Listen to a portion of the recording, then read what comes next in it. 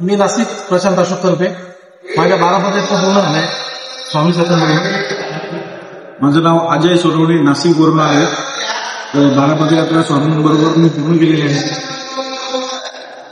जे मंदिर आहे आपण बसलोय हे ज्ञान सिद्धनाथ मंदिर कुंभारीचं।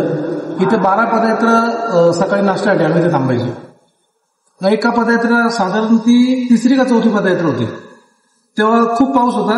त्या वर्षी खूप जणांच्या तब्येती बिघडल्या होत्या। आम्ही साधारण 130 ते 140 जण होतो, त्यातले 70 जण आजारी होते। इथं थांबल्यानंतर सद्गुरूंनी पाहिलं का सगळेच आजारी, त्यांनी आम्हाला अग्निहोत्रीचं पात्र पेटवायला लावलं आणि आपला जो 21वा अध्याय तो 5 वेळा पडला सगळ्यांनी। त्याच्या अवधी टाकायला लागला, त्या आवत्या टाकल्या आम्ही सगळ्यांनी।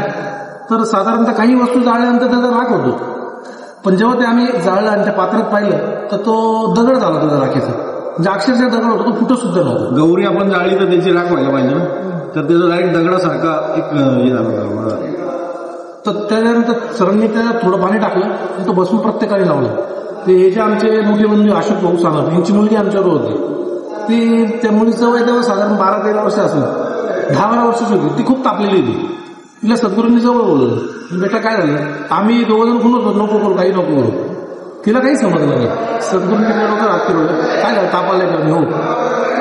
ती बाजूला निघून गेली, पण थोड्या वेळाने तोच ताप सद्गुरूंना भरला होता आणि ती पोरगी टाकत होती आणि आम्ही छोट्या डोळ्याने पाहिजे। आणि सद्गुरू या खांबाला बसलेली इथंच बसले होते। जो फोटो आपल्या पदयात्रेच्या पुस्तकावर तो मागचा फोटो येतो इथला